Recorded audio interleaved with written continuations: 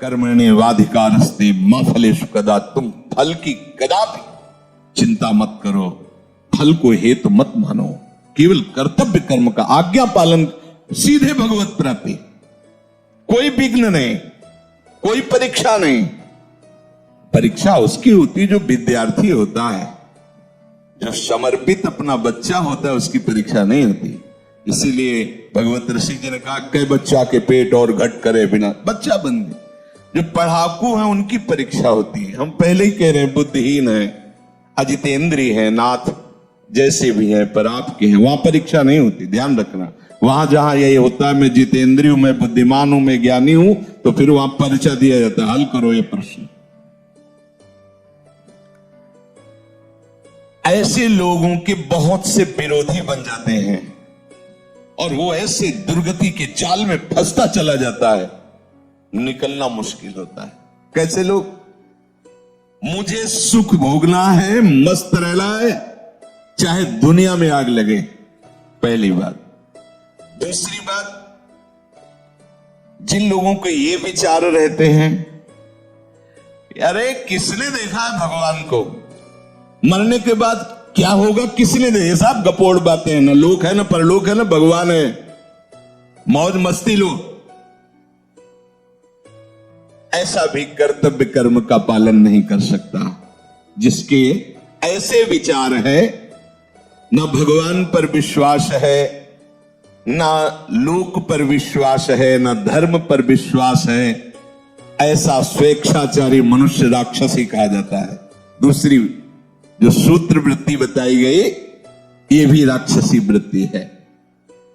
ये किसी भी पाप कर्म में उतर सकता है, जैसे ऊपर वाला भी ऐसे दूसरा भी, क्योंकि ना भगवान का भय है, ना उससे शास्त्र का भय है। शास्त्र का भय होता है, उसमें लिखा है कि ऐसा नहीं करना, भाई मैं नहीं करूंगा, उसमें लिखा है ऐसा। वो संत कह रहे थे मैं ऐसा नहीं कहूंगा, वो गुरुदेव मैं ऐसा नहीं करूंगा, मैं ऐसा नहीं देखूंगा, मैं ऐसा नहीं बोलूंगा, क्योंकि संत कह रहे थे, गुरुदेव कह रहे थे, शास्त्र कह रहे थे, वही बच पाता है। लेकिन ये ऐसी बुद्धि वाले बहुत लोग मिलेंगे, कहां भगवान कहां लोक पर लोग, सब गपोड़ बातें, वो मर के नरक जाना है स्वर्ग जाना है, अरे सब मस्ती लो। ऐसा मनुष्य स्वेच्छाचारी हो जाता है, किसी भी पाप कर्म में भयभीत नहीं होता। पूरे कर्म का फल परलोक में जाके दुख भोगना सब गपोड़ मानता है, सब गप है, कहीं कोई नहीं। ऐसे जो भाव वाला होता है, वो प्रकट में और छिपकर दोनों प्रकार से भरपूर पाप कर्म ही केवल करता है। ऐसे लोगों के संग से भी बचना चाहिए, जिनका भी परिचय दे रहे हैं। जो लोग अपने अस्तित्व को मिटा देते हैं पाप कर्म में, उनके अंदर विवेक नहीं रह जाता, बुद्धि नहीं रह जाती। बहुत ही नीच कोटि, मतलब शब्द ही नहीं उनके लिए। निम्बुआ घाट गंगा के किनारे जब हम भ्रमण करते हैं, तो जैसे कोई बहुत मनोरम स्थान दिखाई दिया, एकांत शांत साथ साल 2-2 साल रुक भी जाते थे, रुक गए भिक्षा के द्वारा, बस एकांत सेवन। तो निम्बुआ घाट है, एक बहुत बढ़िया स्थान है, बहुत सुंदर स्थान, जहां भजन की स्वाभाविक प्रवृत्ति उदय हो, किसी का ज्यादा आना जाना नहीं, भागीरथी समीप से बह रही, बहुत ही। तो वहां 20-20 किलोमीटर लगभग दूर गांव होंगे, तो वहां से एक ब्राह्मण आते थे, तो कभी कोई प्रश्न करते तो भगवत कृपा से ऐसे सहज में ऐसे उत्तर, कोई प्रवचन नहीं, ऐसे 1-2 ऐसे में। उनकी बड़ी श्रद्धा बढ़ी, तो एक बार वो अपने परिवार को लिवा के लाए, तो साथ में उनकी बेटी भी थी जो नवयुवती थी, तो ऐसे पूरी जली हुई थी, ऐसे पूरी ऐसे यहां से ऐसे बड़ी सुंदर आकृति पर इधर से जली हुई। तो स्वाभाविक प्रश्न उनका, ये जन्म से ऐसा है इस बच्चे के, या उनका नहीं महाराज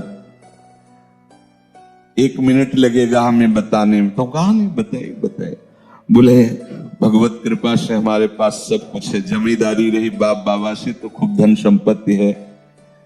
उस समय उन्होंने कहा करोड़ों रुपए लगाकर हमने अपनी बेटी का ब्याह किया, बड़े घरानों में, और वहां गई तो कुछ समय तो ठीक रहा, फिर उन लोगों को पता नहीं क्या हुआ कि प्रताड़ित करने लगे। ये जब आती तो बताती तो हमें लगता कि घर परिवार में ऐसा होता है। हमने कहा कोई बात नहीं, सहन करो, धीरे धीरे सब ठीक हो जाएगा, नया नया है इसलिए ऐसा। एक दिन उन्होंने उसे बांध दिया रस्सी से और मिट्टी का तेल डाल करके आग लगा दी। अब वो भगवान की लीला थी कि आग जो लगी तो सीधे रस्सी में ही लगी, पहले कुछ शरीर में लगी तो रस्सी जल्दी से जल गई तो जीना था, जीना से भागकर ऊपर छत में गई और पड़ोस के घर, पहले छप्पर होते थे ऐसे ऐसे आंगन बीच में, तो छप्पर में ऐसे गिर के और आंगन में गिर जाके। अब ब्राह्मण परिवार के थे तो उनके परिवार के ही वो थे और उनके पास बंदूक आदि भी थी। तो देखा उनका बेटा ये क्या, तो उनका पापा और सब मिलकर हमें जला रहे हैं। उनका बिल्कुल निश्चित कंबल आदि से ढका उसको और बंदूक ले खड़े हो गए और कहा सबको गोली मार देंगे अगर हमारे घर आओगे। और फिर सूचना दी उनके पिता को, तो वो उनको, अब वो ऐसे, अब ये क्या है, क्या है, अर्थ भी है लेकिन पिशाच वृत्ति है, उनको पता नहीं कैसा घोर कर्म कर रहे। क्योंकि किसने देखा भगवान को, किसने देखा लोक परलोक को, मनमानी आचरण, कोई भी पाप प्रवृत्ति करने में उनको शर्म नहीं लगती। ऐसा, अरे तुम्हारी बेटी जब दूसरे के घर जाए ऐसा बर्ताव हो तो तुम्हें कैसा लगे? अरे ये कोई जलाने की वस्तु है? इस तरह से कोई प्रताड़ित करता है किसी को, राक्षस के सिवा और कौन कर सकता है? आसुरीम योनिमापन्नो मूढ़ा जन्मनि जन्मनि माम प्राप्य कौन्तेय ततो यांत्यधमाम गतिम। भगवान कहते ऐसे लोगों को घोर दुर्गति में देता हूं, बार बार भयानक पीड़ा देता हूं, गलित कुष्ठ, ये वो नर्क, दुनिया की दुर्गति। ना आंख ठीक से खुल रही है, ना शरीर सड़ रहा है, भोग किया मनमानी तो भोग उसको। भगवान कह रहे हैं आसुरीम योनिमापन्ना मूढ़ा जन्म, ऐसे मूढ़ों को मैं जन्म जन्मांतर कष्ट देता है। स्वामी बोल रहे हैं स्वयं। तीसरा, ऐसे लोगों को बिल्कुल संग नहीं करना चाहिए जिनका परिचय दे रहे हैं। मेरा कोई क्या बिगाड़ लेगा, मेरा कोई क्या बिगाड़ लेगा, ऐसे संसार का बहुत अहित करने वाले वृत्ति के लोग होते हैं। बहुत अहित कर, मेरा कोई क्या बिगाड़ लेगा, मैं जो करूंगा जो करूंगा। किसी से ये ठीक से बात भी नहीं करते, ऐसे लोग अहंकार से भरे रहते हैं। अभिमान के कारण इनकी शत्रुता ही बढ़ती रहती है। अपने बंधु बांधवों का भी ये हित नहीं कर सकते, ऐसे स्वभाव वाले लोग। ये फलस्वरूप सबसे घृणा करते हैं और स्वयं सबके घृणा के पात्र बन जाते हैं। ये केवल अपने अभिमान की पुष्टता के लिए ही कर्म करते, जो करने की भावना भी बनती है। तो ऐसे लोगों से दूर रहना चाहिए। चौथे, क्या करूं, मैं तो निरुपाय हूं, सुनता तो हूं शास्त्र की बात, भजन करना चाहिए, सत्य से चलना चाहिए, व्यभिचार नहीं करना चाहिए, चोरी नहीं करना चाहिए, समझता हूं, पर मैं ऐसा कभी कर नहीं पाऊंगा। वो तो कोई अवतारी पुरुष होते हैं जो भजन आदि करते हैं, हम लोगों के तो और बस विषय सेवन, ये थोड़ा सा, इनकी थोड़ा सा बुद्धि प्रकाशित है। वो इतना तो मानते हैं कि जो शास्त्र और संतजन कह रहे हैं सत्य है, पर मैं कर नहीं पाऊंगा। ये भी चौथे नंबर पे है। ऐसे लोगों का भी संग नहीं करना चाहिए। भाई मेरे से भजन होता नहीं है, हाँ ठीक है, भजन करना वो संत महात्माओं का काम है, हमारा काम नहीं है। हमारा काम है केवल माया प्रपंच में फंसे रहना। तो ऐसे भी लोगों का संग नहीं कर, ऐसे लोग भी वो कर्तव्य कर्म का पालन नहीं कर सकते। क्या करूं, मैं तो लाचार हूं, पता पता नहीं कौन मेरे सिर पर बैठ जाता है और मुझसे ये सब करवा लेता है। मैं करना तो नहीं चाहता, पर पता नहीं कैसे हो जाता है। और बहुत सी जिम्मेवारियां हमारे ऊपर है, ये सब शास्त्र की बातें मैं नहीं कर पाऊंगा। हाँ, अगर कोई भगवत प्राप्ति है तो महात्माओं के लिए है, हम जैसे गृहस्थों के लिए तो नहीं। और फिर भगवान को लेकर भी हम क्या करेंगे? बुद्धि है, अगर भगवान मिल भी जाएंगे तो करेंगे क्या है? न पत्नी है न पुत्र है, केवल भगवान है, तो क्या करेंगे हम? बुद्धि है, उतले विकास है। अब हमें तो केवल अपना जीवन यापन करना, अपने परिवार का पालन पोषण करना है। शास्त्र की बातें और भगवत प्राप्ति और भजन ये सब हमसे नहीं हो पाएगा। क्या करूं? मैं निरुपाय हूं, मुझसे ये सब नहीं हो सकता। ये चौथे प्रकार के लोग। पांचवें प्रकार के, मैं क्यों किसी का हित करूं, किसी से प्रेम करूं? सब मुझसे घृणा करते तो मैं सबसे घृणा करूंगा, देखते हैं कौन क्या बिगाड़ लेता है। ऐसी बुद्धि के होते हैं, ऐसी हीन भावना अपने अंदर भर लेते हैं कि सबको दुख देते रहते हैं, वाणी से, चेष्टा से। वो एकदम जल्द, सोचो कैसी स्थिति होगी। वो ऐसे है, दर्शन होते हैं, हाँ ऐसे है। अगर होते तो लिखा कैसे जाता शास्त्रों में? वो इतनी घृणा दूसरों से करने लगते हैं कि उनको अपना भी जीवन भार लगने लगता है। कि जैसे आत्महत्या आदि ऐसे निंदनीय कार्य जो करते हैं, लगभग ऐसे ही स्वभाव से। जब दूसरों का बहुत हित किया जाता है तो अपनी बुद्धि खुद निर्णय कर देती है कि इससे अच्छा है मर जाओ, और वो ऐसा उपाय करने लगता है कि यार वो एकदम निराश, एकदम हताश, अपने ऊपर घृणा आ जाती है। ऐसे लोग कुछ मिनट में आपके सारे सत्संग पर पानी फेर सकते हैं, ध्यान रखना।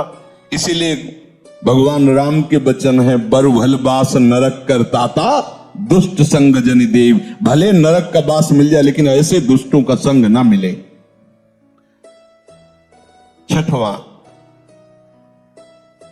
क्या करूं, मैं तो बस दुख भोगने के लिए पैदा हुआ हूं, सब सुखी हैं, मेरे ही हिस्से में पूरा दुख दिया। नहीं बचता भगवान को, चलूंगा विरोध में चलूंगा, और कितना दुख देंगे। वो और उत्साहित होकर पाप कर्म करता है। बुद्धि देखो कैसे प्रेरित करती है। बड़ा चिड़चिड़ा स्वभाव, नाक में गुस्सा, कोई बोल दे तो पीटने का भाव, एकदम ऐसे मिलते हैं। मैंने देखा संसार में कोई हमारा नहीं, सब हमें दुख देने के लिए तैयार। तो मैं किसी को सुख क्यों दूं? बख्शूंगा नहीं, अगर कोई छेड़ेगा तो समझ लो एकदम। उदासी, निराशा, क्रोध, उद्विग्नता, मस्तिष्क विकृति, उन्माद, ये इसके मित्र होते हैं ऐसे लोगों के। सातवां, जगत में कोई भी अच्छा नहीं, सब दुष्ट स्वभाव वाले बुरे गंदे लोग हैं, कोई अच्छा नहीं। फिर मैं इनके साथ अच्छाई क्यों करूं? जो जैसा होता वो वैसे ही करना चाहिए। दुष्टों के साथ दुष्टता ही करूंगा। ऐसे भी है ऐसे भी। वो जिसको देखो उसमें दोष ही निकालेंगे, कहीं भी गुण बुद्धि उनकी नहीं होती। अतएव न वो अपना भला करते, न वो दूसरों का भला होने देते। आठवां, मुझे ऐसे कार्य करना चाहिए कि अंदर से भले मैं वैसा नहीं हूं, लेकिन लोग मुझे ये कहें कि बहुत बढ़िया है।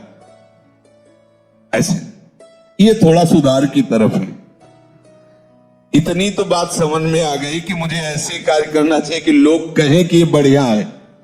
और घोर राक्षसी से तो थोड़ा मनुष्यता में आने, भले असलियत नहीं है, पर कम से कम यश प्राप्ति के लिए प्रगट में ऐसा हिंसात्मक कार्य, दूसरों को भयानक दुख देने वाला कार्य नहीं करेंगे। ये आठवें सूत्र में कहा कि लोग मुझे अच्छा समझें, भले मेरे में अच्छाई नहीं, पर मुझे ऐसे दिखावा करना। भैया ऐसे ही हो तो भी चलेगा, कम से कम दिखावे के लिए ही सही। किसी की हिंसा न करे, किसी की चोरी न करे, किसी के व्यभिचार न करे। वो उनका असलियत भाव नहीं, पर वो दिखावे के लिए सारा नाटक करना चाहते हैं। 9 नंबर, कहते हैं कि वैराग्य ले लो, राग मत करो, भजन करो जा करके। अगर मैं घर से निकल जाऊं तो सब चौपट हो जाएगा, मेरे द्वारा ही ये घर चलता है। ये भी उसी पंक्ति में है जिनका संग नहीं करना चाहिए। 10वां, अपने को तो बस वही उपाय करना है, ये बड़ी शौकीनी से, विलासिता से आराम से जिंदगी कटे, बस मुझे वही करना है। तो ऐसे लोगों का संग अपने कर्तव्य का पालन करने वाले उपासक को कभी नहीं करना चाहिए, क्योंकि इनके संग से तुम्हारी दबी हुई जो कुमति है, कोई ऐसा न समझे कि मेरे अंदर कुमति नहीं, कुमति सुमति सबके उर राहे। बस जहां अवसर मिला सत्संग का तो सुमति बढ़ी और कुमति को दबा करके धीरे धीरे उसको नष्ट कर देती है, वो महात्मा बन जाता है। जहां सुमति तहां संपत्ति नाना और जहां कुमति तहां विपत्ति निदान। और जहां कुसंग मिला, सुमति को दबा करके कुमति इतनी बढ़ जाती है कि इस गली में आने के लिए राजी नहीं करेगी। क्या सत्संग, कुछ नहीं, कुमति बढ़ जाती है। इसलिए भगवान आदेश कर रहे, कर्मणे वाधिकारस्ते मां फलेषु कदाचित्। सच्ची मानो, यदि तुम फल की इच्छा नहीं करोगे तो ऐसा फल मिलेगा कि निहाल हो जाओगे। अगर फल की इच्छा करके करोगे तो तुम क्या मांग सकते हो? अगर किसी बादशाह के पास गांव के एक गरीब आदमी को भेजा जाए, आप लोगों ने गांव की जिंदगी शायद ना देखी हो, हमने देखी। मिट्टी का घरौंदा, ऊपर से कुस का छप्पर, मेहनत करके आ रहे, 4 रोटी प्याज ऐसे हाथ में लेके खा रहे, एक फटी सी रजाई, पूरा परिवार उसी में, वो दिखा है। वो भी रोटी वो मेहनत करके ला रहे हैं ऐसे। अब उस आदमी को एक बादशाह के सामने पेश किया जाए, जो चाहो मांग लो, वो क्या मांगेगा? बहुत ये कहेगा कि हमारा घर पक्का बन जाए, और हिम्मत करेगा डरते हुए तो साल भर के लिए भोजन व्यवस्था कर दी जाए। वो क्या मांगेगा?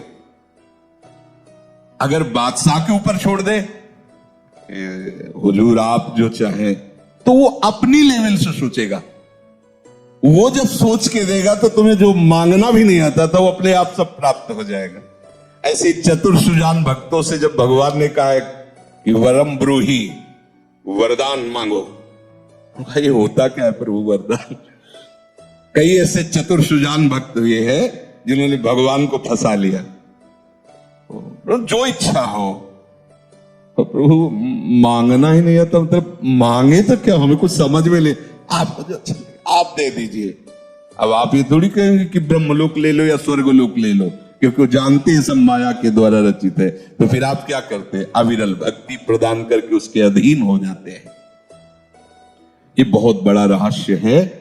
एक छोटा सा भी कर्म आपको भगवत प्राप्ति करा देगा। समय नहीं, पर हम कुछ क्षण की बात बता रहे हैं, अपने जीवन की घटना। काशी में तुलसी घाट में ऊपर ऐसे बैठे हुए थे, युगल किशोर पास बैठे थे, ये कुछ प्रसाद लाए थे पाने के लिए। इतने में वर्षा शुरू हुई, दूर दृष्टि गई तो देखा 80 घाट उस समय कच्चा था, अब सुनते हैं पक्का हो गया। तो उस कच्चे में पूरा पानी बह करके ऐसे वहीं से निकलता, और एक आदमी पड़ा था ऐसे। तो युगल किशोर से कहा, ये मुर्दा है क्या? क्योंकि काशी में मुर्दा कोई आश्चर्य वाली बात नहीं होती। जैसे लकड़ियों के टाल होते हैं, ऐसे वहां मुर्दे का क्रम रखा होता है। अखंड चिता जलती रहती, अखंड चिता। दशाश्वमेध घाट में सैकड़ों चिताएं जलती ही रहती है, महाश्मशान जलती ही रहती। वहां मुर्दा कोई खास बात नहीं होती। अरे मुर्दा वह तो एक साधारण बात है, चिता भस्मा लेपो गरल मसन, वो महादेव की नगरी। उनका नहीं महाराज, मुर्दा नहीं, इसे कुष्ठ रोग है, चल नहीं पा रहा। हम कहा यार पानी वर्षा अभी आ रहा है और ये तो बह के गंगा में। अरे बोले काशी है बाबा। ऐसे कैसे सामने देख रहे हैं यार, वो जिंदा है। वो उठे और सीढ़ियां, बहुत ऊंची ऊंची सीढ़ियां हैं, सीढ़ियों से उतर करके जले गए तो काफी पानी आ चुका था, वो बस ऐसे गर्दन लेटे हुए थे ऐसी जगह, और ताकत थी उस समय, तो ऐसे उठाया उनको, सीढ़ियों से चढ़ती, एक बारंडा टाइप था बीच में, वहां ले गए तो कुछ संत जन बैठे थे जो ऐसे ही घाट में रहते। इसको क्यों ले, ये गति आपकी भी हो सकती है, हमारी भी हो सकती, आपको ऐसा नहीं कहना चाहिए। और थोड़ा आवेश में बोले तो शांत उनको लिटाया और अपने वस्त्र से ऐसे, तो उनकी जो दृष्टि उस समय हमें प्राप्त हो रही थी वो हम बता नहीं सकते आपको। कुछ हो रहा था और ऐसा लग रहा था कुछ मेरे अंदर जा रहा है, मतलब एक अपार आनंद। वो जो दृष्टि से जो देख, वो बोले तो कुछ नहीं, दृष्टि से जो देख, ऐसे जब पूछ रहे थे उनके मुख होने से, तो जो दृष्टि से देख रहे थे तो ऐसा लग रहा था कि हमारे आराध्य देव भगवान शिव ही मुझे देख रहे हैं।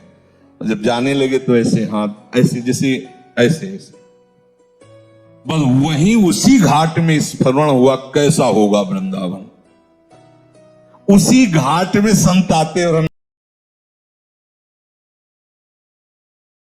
शास्त्र 9 प्रकार के लोग जो कष्ट, दुख और रोग का अनुभव करते हैं। हिंदू धर्म ग्रंथों और आध्यात्मिक विचारों में कहा गया है कि कुछ विशेष कर्मों या गुणों के कारण लोग कष्ट, दुख और रोग भोगते हैं। ये लेख उन 9 प्रकार के लोगों पर आधारित है जिन्हें अपने कर्मों के कारण समस्याओं का सामना करना पड़ता है। साथ ही उनके समाधान के उपाय भी प्रस्तुत किए गए हैं। अहंकारी व्यक्ति अहंकार व्यक्ति को वास्तविकता से दूर कर देता है। ऐसा व्यक्ति अपनी श्रेष्ठता को लेकर इतना लिप्त हो जाता है कि उसे दूसरों की भावनाओं और ज़रूरतों का एहसास नहीं होता। समाधान, नम्रता और विनम्रता अपनाएं। स्वयं के भीतर ईश्वर की कृपा का अनुभव करें और दूसरों के प्रति सहानुभूति रखें। लोभ एक ऐसा भाव है जो व्यक्ति को अपने स्वार्थ के लिए दूसरों का अहित करने की प्रेरणा देता है। ये व्यक्ति को कभी संतुष्ट नहीं होने देता। संतोष का भाव विकसित करें। आवश्यकता से अधिक धन संपत्ति इकट्ठा करने की बजाय अपने हिस्से का दान करें। दुष्ट व्यक्ति है। दुष्टता दूसरों के प्रति नकारात्मकता और दुर्भावना को बढ़ावा देती है। दुष्ट प्रवृत्ति के लोग अपने स्वार्थ के लिए दूसरों को नुकसान पहुंचाते हैं। समाधान, अपने विचारों को शुद्ध करें। ध्यान और सत्संग से मन को शांत और सकारात्मक बनाएं। पाप करने वाले व्यक्ति को अपने बुरे कर्मों का फल भोगना पड़ता है। पाप के कारण व्यक्ति को मानसिक, शारीरिक और आध्यात्मिक रूप से कष्ट झेलना पड़ता है। समाधान, पाप कर्मों से बचें, धर्म के मार्ग पर चलें और ईश्वर से क्षमा याचना करें। ईर्ष्या से व्यक्ति का मन अशांत रहता है। दूसरों की खुशियों और सफलता से जलन करना व्यक्ति को मानसिक कष्ट देता है। दूसरों की खुशी में अपनी खुशी ढूंढें, सकारात्मक सोच को अपनाएं और अपने भीतर प्रेम और करुणा का भाव विकसित करें। 6. कामुकता व्यक्ति को मानसिक और शारीरिक रूप से कमजोर बनाती है। ये उसे आत्मसंयम से दूर कर देती है और अनैतिक आचरण की ओर प्रेरित करती है। समाधान, आत्मसंयम और संयमित जीवन शैली अपनाएं। ध्यान और योग का अभ्यास करें ताकि मन और शरीर संतुलित रहें। क्रोध व्यक्ति के विवेक को नष्ट कर दे। क्रोध में किया गया कार्य अक्सर नुकसानदायक होता है, जिसे व्यक्ति को पछताना पड़ता है। समाधान, धैर्य और सहनशीलता का अभ्यास करें। क्रोध पर नियंत्रण पाने के लिए गहरी सांस लेने की तकनीकों और ध्यान का सहारा लें। मिथ्यावादी व्यक्ति, झूठ बोलना न केवल समाज में व्यक्ति की छवि खराब करता है, बल्कि आत्मा को भी अशांत करता है। मिथ्यावादी व्यक्ति का विश्वास खो जाता है और वह मानसिक तनाव में रहता है। समाधान, सत्य बोलने की आदत डालें। हमेशा सत्य और ईमानदारी के मार्ग पर चलें। 9. अधर्म पर चलने वाला व्यक्ति। अधर्म का मार्ग व्यक्ति को कष्ट और पीड़ा की ओर ले जाता है। यह मार्ग जीवन में शांति और संतोष को नष्ट कर देता है। समाधान, सत्य मार्ग रखें, नैतिक मूल्यों का पालन करें और धर्म ग्रंथों के उपदेशों का अनुसरण करें। निष्कर्ष, कष्ट, दुख और रोग का सामना करने वाले इन 9 प्रकार के व्यक्तियों के लिए सबसे बड़ा समाधान उनके आचरण और विचारों में बदलाव लाना है। आध्यात्मिकता, सत्यधर्म का पालन करके व्यक्ति अपने जीवन को सुखमय और शांति से भर सकता है। अपने कर्मों के प्रति जागरूक रहें और अपने जीवन में सकारात्मक परिवर्तन लाएं।